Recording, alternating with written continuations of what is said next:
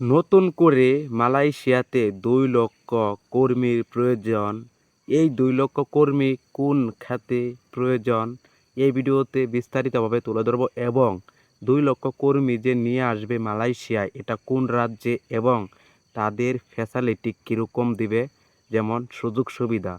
So ভিডিওটা অনেক গুরুত্বপূর্ণ হতে চলেছে।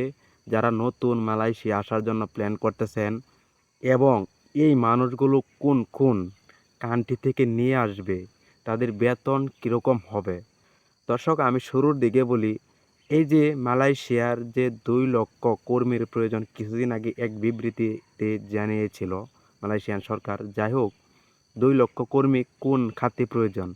মালয়েশিয়ার প্লান্টেশন খাতে ২ লক্ষ কর্মীর প্রয়োজন এবং আপনাদের জানতে হবে যে এই ২ লক্ষ কর্মী কোন খাতে কোন রাজ্যের প্রয়োজন। মালয়েশিয়ার একটি রাজ্য আছে সাবাহ সরাক, সেই রাজ্যে কিন্তু প্রায় ২ লক্ষ কর্মী প্রয়োজন এইসব পাম বাগানে, যেটা বলি প্লান্টেশন খাতে।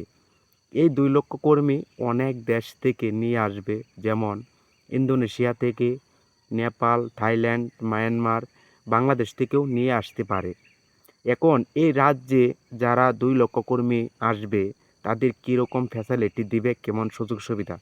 যারা মেন মালয়েশিয়াতে কাজ করে, যেমন আমরা এই পাম বাগানে কাজ করি, আমাদের কোম্পানিতে যদি বর্তমান মালয়েশিয়ান সরকার যদি নির্ধারিত করে থাকে বেসিক ১৫০০ রিঙ্গিত, আমরা কিন্তু ১৫০০ রিঙ্গিত পাই। আর ওই সাবা সরাওয়াকে যদি আপনার কাজ করেন ওইখানে কিন্তু ১০০ থেকে ২০০ টাকা কম পেতে পারেন। যদি এখানে হয় ১৫০০ রিঙ্গিত, ওইখানে হবে আপনার দেখা গেছে ১৪০০ রিঙ্গিত কিংবা ১২০০ রিঙ্গিত।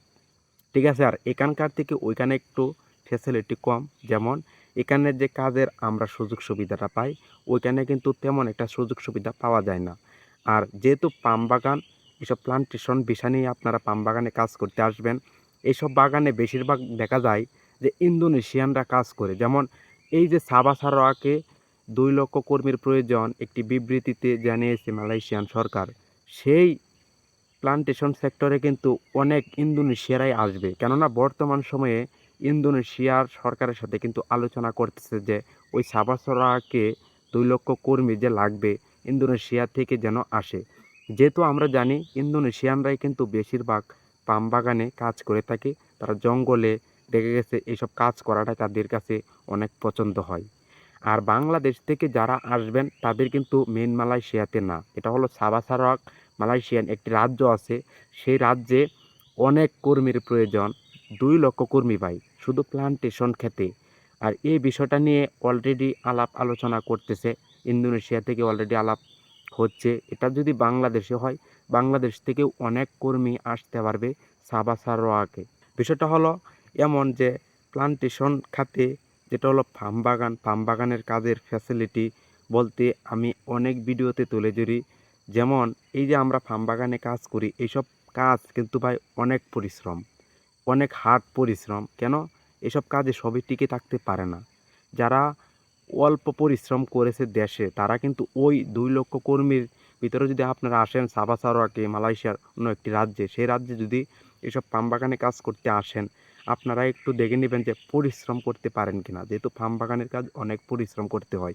আর ২ লক্ষ কর্মী যদি বাংলাদেশ থেকে নিয়ে আসে, অবশ্যই আপনারা আসতে পারেন, যেহেতু কর্মী অনেক।